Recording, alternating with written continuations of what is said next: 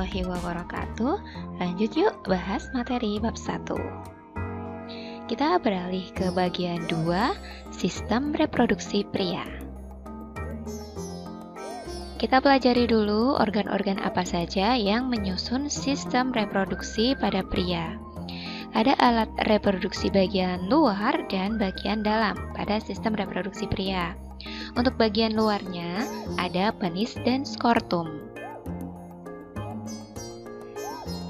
Bagi laki-laki, air kencing dikeluarkan melalui organ yang disebut penis. Penis berfungsi sebagai saluran kencing atau urin dan saluran sperma. Pada ujung penis terdapat struktur lipatan kulit yang disebut kulep. Inilah yang dipotong saat seseorang dihitan. Kemudian ada skortum.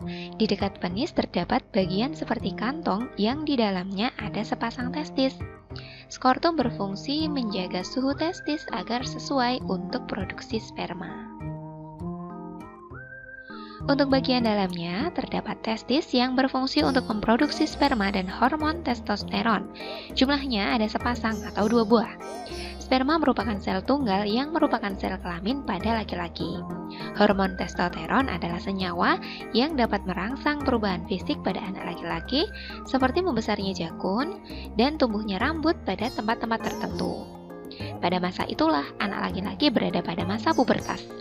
Masa pubertas adalah masa ketika seorang anak mengalami pematangan fungsi seksual yang disertai perubahan fisik dan psikis. Selanjutnya, epididymis.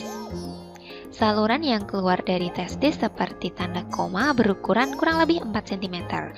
Fungsinya sebagai tempat pematangan dan penyimpanan sementara sperma yang dihasilkan oleh testis. Selanjutnya, vas deferens, saluran panjang yang mengarah ke atas, merupakan lanjutan epididymis dan menghubungkannya dengan uretra. Nah, uretranya di sini. Uretra merupakan saluran yang ada dalam penis dan akhir dari saluran reproduksi, berfungsi sebagai saluran keluarnya sperma. Prosesnya disebut dengan ejakulasi.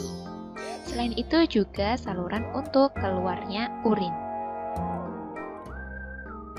Kelenjar reproduksi pada pria ada 3, yaitu vesikula seminalis, kelenjar prostat, dan kelenjar Cooper. Nah, ini dia vesikula seminalis, berbentuk seperti kantong kecil di belakang kantung kemih. Fungsinya untuk menghasilkan semen atau cairan dan zat-zat yang diperlukan untuk perkembangan sperma. Kelenjar prostat terletak di bawah kantung kemih, berfungsi menghasilkan cairan bersifat asam dan juga memberikan nutrisi bagi sperma. Kelenjar Cooper atau bulbouretra terletak di bawah kelenjar prostat, berfungsi menghasilkan cairan bersifat basa untuk menetralkan pH sperma. Itulah alat-alat reproduksi yang dimiliki oleh pria. Tanda bahwa sistem reproduksi pada laki-laki telah matang adalah keluarnya cairan mani atau terbentuknya sperma. Masih ingat kan di mana tempat pembuatan sperma? Yap, di testis. Cairan mani ini keluar saat anak laki-laki mengalami mimpi basah, pada umumnya terjadi saat berumur 10-14 tahun. Spermatogenesis yaitu proses pembentukan sperma yang terjadi di testis pada bagian tubulus seminiferus atau saluran panjang yang berkelok-kelok di dalam testis. Nah, bagaimana terjadinya spermatogenesis? Ini adalah bagaimana spermatogenesis terjadi.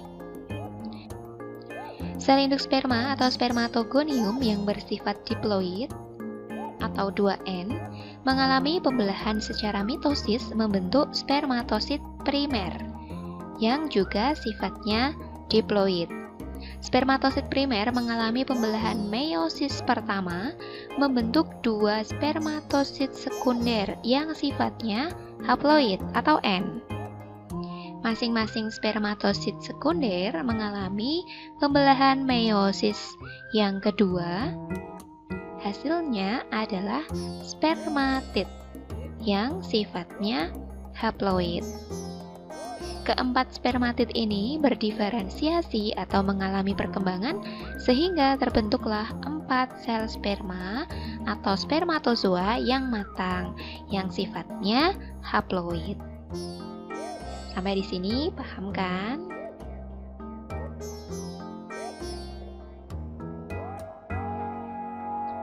Itu tadi yang kita pelajari dari materi sistem reproduksi pria.